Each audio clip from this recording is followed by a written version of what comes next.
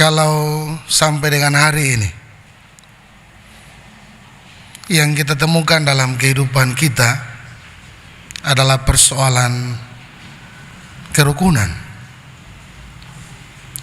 Kerukunan di saat ini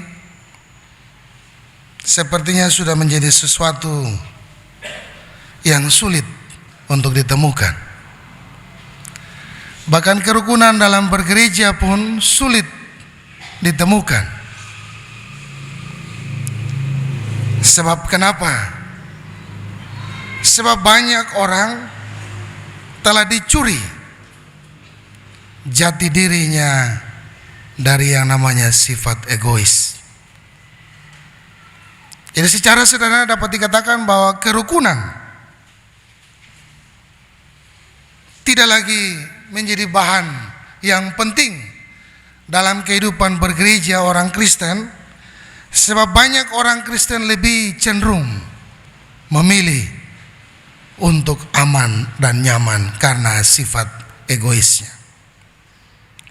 Bapak Ibu Saudaraku yang terjadi dalam Tuhan kita Yesus Kristus, kerukunan yang dahulu menjadi bagian yang terpenting dalam kehidupan orang percaya mulai mengalami krisis nilai.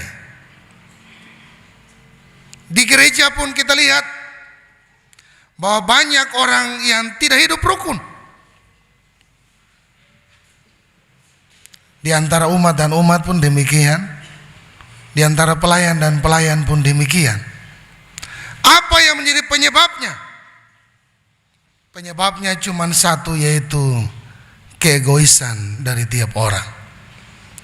Bapak Ibu Saudaraku yang terkasih dalam Tuhan Yesus, berkat kehidupan atas kerukunan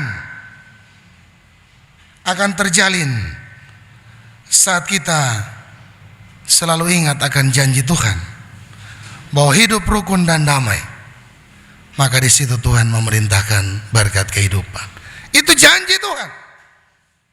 Dan hari ini pun saudara dan saya membaca tentang bagaimana setiap janji Tuhan tidak ada yang tidak terpenuhi, semua dipenuhi. Bapak Ibu Saudaraku yang terkasih dalam Tuhan Yesus, kalau kita baca dari ayat 1 sampai ayat 42, begitu banyak pembagian tapi tidak menjadi masalah, tapi tidak menjadi persoalan.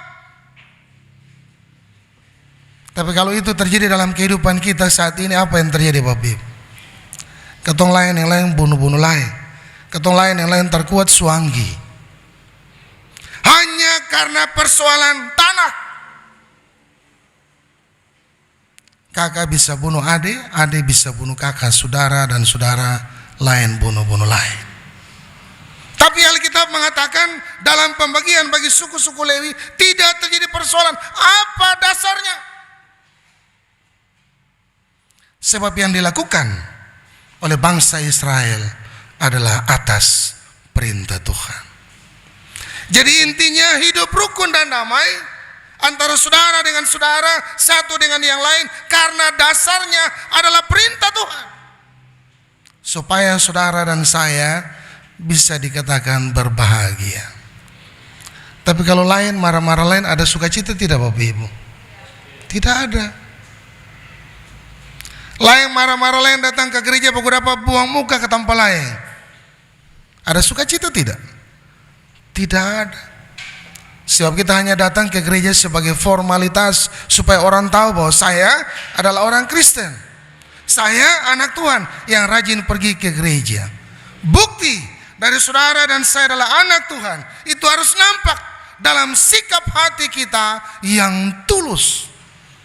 Bukan dengan kata-kata yang keluar dari bibir mulut kita yang manis, lalu di belakang kita cerita orang pembusuk. Bapak Ibu Saudaraku yang terkasih dalam Tuhan Yesus, tema kita memaksimalkan karunia Allah dalam hidup dan kerja dengan subtema berkat kehidupan atas kerukunan. Jadi orang akan mendapat berkat bagi kehidupannya ketika ia hidup rukun dan damai. Amin. Sebagaimana kata pemazmur dalam Mazmur 133, Sungguh alangkah baik jika saudara-saudara duduk dengan diam dan rukun, sebab kesanalah Tuhan memerintahkan berkat. Bapak dan Ibu saudaraku yang terkasih dalam Tuhan kita Yesus Kristus, kenapa dalam cerita Alkitab orang Israel bisa hidup rukun dan damai? Mengapa kehidupan itu harus rukun dan damai? Yang pertama, sebab itu adalah kehendak Allah. Jadi kalau orang Kristen hidup rukun dan damai karena benar itu adalah kehendak Allah yang dilaksanakan oleh setiap orang percaya, bukan karena dia mau hidup rukun dan damai. Sebab itu perintah Tuhan. Yang kedua, kenapa orang Kristen harus hidup rukun dan damai? Sebab itu adalah wujud dari ibadah kita kepada Tuhan. Jadi kalau orang Kristen yang hidup rukun dan damai, itu bukti bahwa dia beribadah kepada Tuhan. Tapi kalau dia hidup tidak rukun dan damai, kira-kira bagaimana? Dia tidak beribadah kepada Tuhan. Dan yang ketiga adalah wujud dari iman setiap orang yang percaya. Kalau orang hidup rukun dan damai, orang yang hidupnya rukun, berarti orang itu dikatakan orang yang beriman, sebab dia melakukan apa yang dikehendaki Allah bagi dirinya. Nah kalau tidak, Bapak Ibu sendiri bisa simpulkan kira-kira kita ada di posisi mana. Kalau kita tidak hidup rukun dan damai, ada di posisi mana kita saat itu? Bapak Ibu saudaraku yang terkasih di dalam Tuhan kita Yesus Kristus, bagian bacaan firman Tuhan dari Yosua pasal 21 ayat 1 sampai 42 mau menjelaskan kepada saudara dan saya beberapa hal. Yang pertama, orang Lewi menagih janji Tuhan kepada mereka lewat seorang Yosua agar diberikan tanah sebagai tempat tinggal. Dulu janji itu diberikan kepada orang Israel lewat Musa. Dapat Bapak Ibu bandingkan pada bacaan kita pada ayat yang kedua. Orang Israel dikatakan selalu ingat akan janji Tuhan yang pernah Tuhan ucapkan kepada mereka. Nah, bagaimana dengan kehidupan Bapak Ibu saudara dan saya?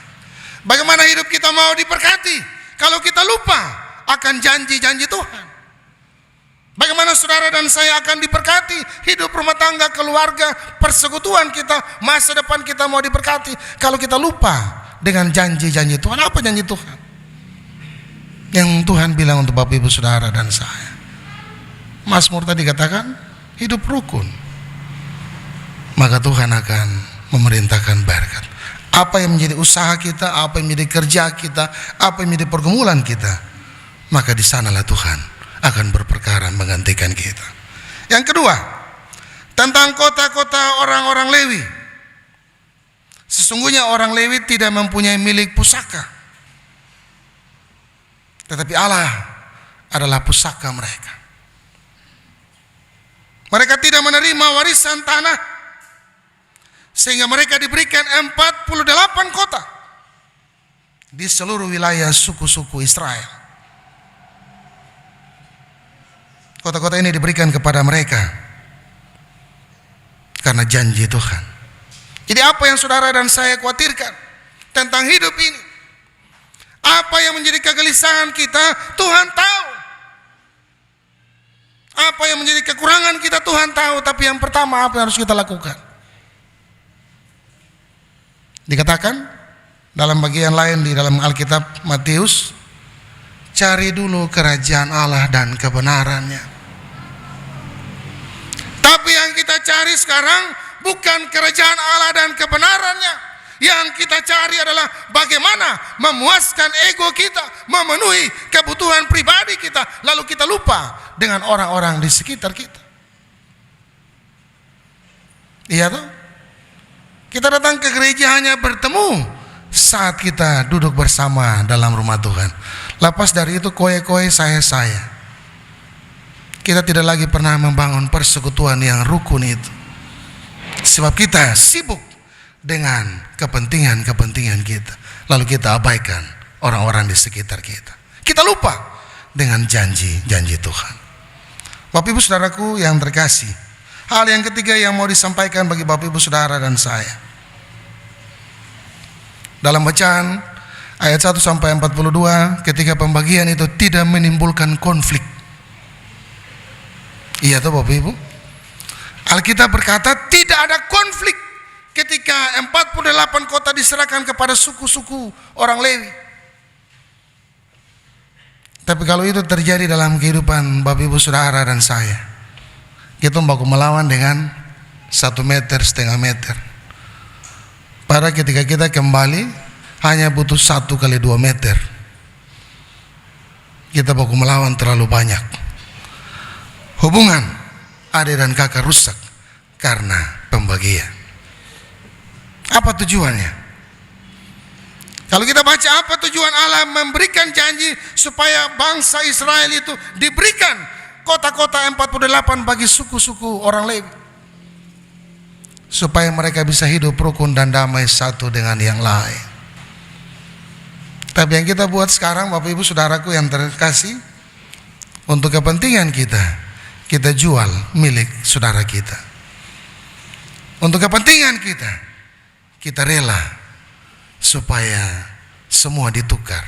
Bahkan demi seorang lelaki yang ganteng, seorang perempuan yang cantik pun kita menukar apa yang diberikan Tuhan bagi kita. Bahkan kita gadaikan maupun kita jual iman percaya kita. Bapak Ibu Saudaraku yang terkasih dalam Tuhan kita Yesus Kristus, ayat yang ke-43 sampai dengan 45 bacaan ini mau menjelaskan kepada Bapak Ibu Saudara dan saya bahwa Tuhan yang tidak pernah ingkar janji, Tuhan yang berjanji kepada Yosua dan bangsa yang Yosua pimpin dengan tidak mengajukan syarat yang manipulatif. Hanya satu syarat bagaimana janji itu dipenuhi, yaitu hidup takut akan Tuhan, melaksanakan apa yang Tuhan perintahkan. Hanya syarat itu sehingga kita akan diberkati. Bagaimana dengan Bapak Ibu Saudara dan saya?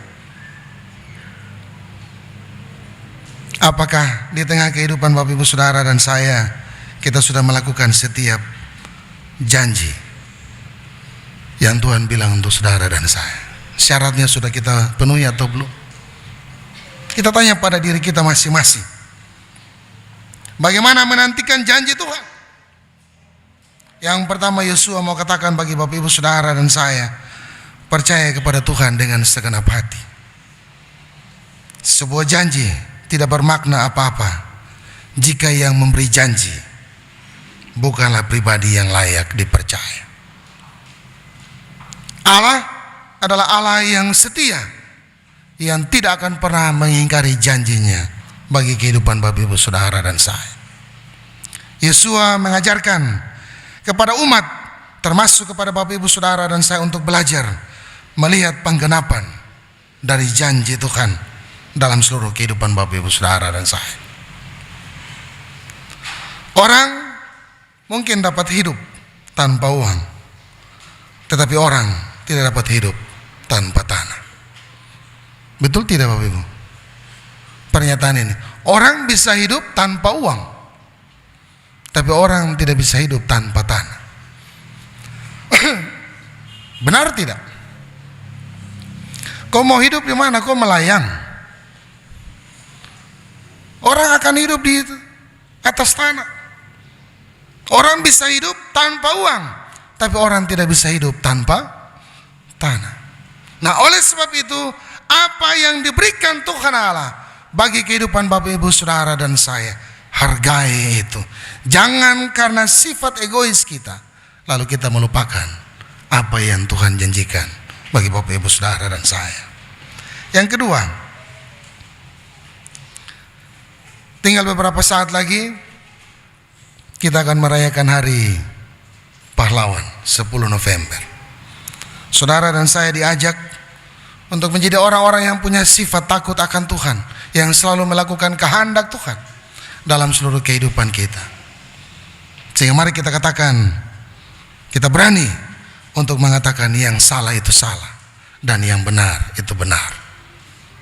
Itu nyata, nampak dalam sikap hidup kita yang tidak bertoleransi dengan yang namanya dosa.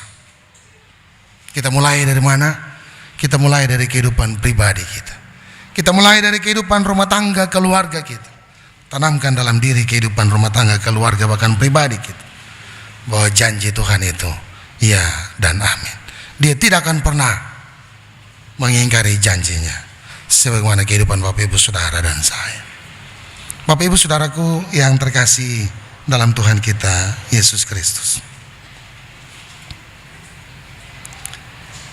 sebuah jurnal teologi yang ditulis oleh Fernando Tambunan menulis bahwa jawaban untuk menjawab kemerosotan dalam kehidupan kekristenan adalah kualitas orang Kristen harus ditumbuh kembangkan. Jangan menjadi Kristen yang gampangan, jangan menjadi Kristen yang murahan, jangan menjadi Kristen yang KTP, tetapi harus menampakkan kualitas kita, bahwa kita adalah benar pengikut Kristus, bukan sekadar ikut rame menjadi Kristen. Yang kedua, Fernando Tambunan mengatakan bahwa jati diri seorang Kristen harus memiliki potensi, harus memiliki kemampuan. Oleh sebab itu, setiap potensi dan kemampuan yang ada pada diri kita harus diperlabakan untuk kemuliaan nama Tuhan, bukan sebaliknya mempermalukan nama Tuhan dengan menyudutkan satu dengan yang lain. Yang ketiga, bukti sebagai seorang Kristen harus punya komitmen yang jelas, tindakan untuk melakukan sesuatu dalam bentuk dedikasi dan kewajiban untuk menyenangkan dan memuliakan hati Tuhan, bukan sebaliknya. Dan yang terakhir, seorang Kristen harus memiliki sikap kerendahan hati, sebab Yesus telah lebih dahulu merendahkan diri untuk melayani. Saudara dan saya ada di dunia ini untuk melayani satu dengan yang lain, untuk hormat dan kemuliaan bagi nama Tuhan. Ada amin? Tuhan Yesus memberkati kita dengan firman-Nya. Amin.